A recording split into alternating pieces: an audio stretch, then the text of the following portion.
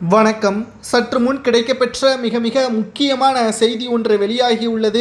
திராவிட முன்னேற்றக் கழகத்தின் மிக மிக முக்கியமான அமைச்சராக இருக்கக்கூடிய பொன்முடி மற்றும் அவரது மனைவி விசாலாட்சியை அமலாக்கத்துறை அதிகாரிகள் கைது செய்து விசாரணைக்காக அலுவலகத்திற்கு அழைத்து சென்றிருக்கிறார்கள். என்ன காரணம்? கடந்த 2006ஆம் ஆண்டு முதல் 2011ஆம் ஆண்டு வரையிலான ஆட்சியில் திமுகவின் மிக முக்கியமான அமைச்சராக பொறுப்பேற்றார். அப்பொழுது கனிம வள கொள்ளையடித்ததாக அவர் மீது வழக்கு பதிவு செய்யப்பட்டது.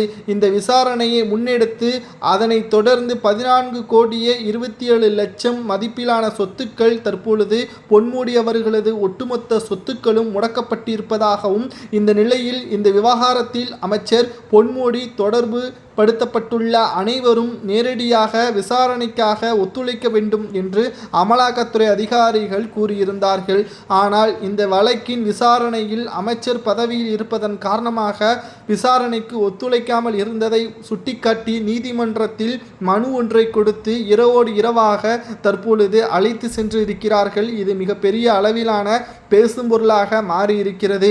ஒட்டுமொத்த திருடர்களையும் அமைச்சராக பொறுப்பில் வைத்திருக்கின்ற ஸ்டாலின் அவர்கள் தமிழக மக்களின் வாழ்வாதாரத்தை எப்படி உயர்த்துவார், அவர்களுக்கு எப்படி பாதுகாப்பை ஏற்படுத்துவார், தவறு செய்தால் அதற்கு அதிகாரத்தில் உள்ளவர்களை நாம் பரிந்துரை செய்யலாம், ஆனால் அதிகாரத்தில் இருப்பவர்களே தவறு செய்தால் என்ன செய்வது என்பதற்கேற்பதான் ஒட்டுமொத்த அமைச்சரவையில் இருக்கக்கூடியவர்கள் அனைவரும் தற்பொழுது நீதிமன்றத்திற்கும் காவல்துறைக்கும் அலைந்து கொண்டிருக்கக்கூடிய நிலையில் பொன்முடியவர்களும் அவரது மனைவியும் தற்பொழுது நீதிமன்றத்தில் ஆஜராக வேண்டும் என்றும் தற்பொழுது உத்தரவுகள் பிறப்பிக்கப்பட்டுள்ளது. இதனால் பொன்முடி அவர்களது அமைச்சர் பதவி மீண்டும் பறிக்கப்படலாம் என்றும் 2026 சட்டமன்ற தேர்தலில் பொன்முடி அவர்கள் வேட்பாளராக அறிவிக்கப்பட மாட்டாது என்றும் தற்பொழுது திமுகவின் அரசியல் வட்டாரத்தில் தகவல்களும் கிடைக்கப்பெற்றுள்ளது.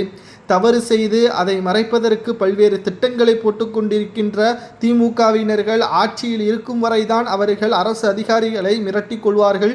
ஆட்சி இழந்துவிட்டால் மறுநொடியே அவர்கள் சிறைக்கு செல்ல வேண்டியதுதான் என்பதற்கேற்பதான் அமலாக்கத்துறை அதிகாரிகள் பொன்முடி அவர்களது சொத்துக்கள் அனைத்தையும் முடக்கி விசாரணைக்காக அழைத்து சென்றிருக்கிறார்கள்.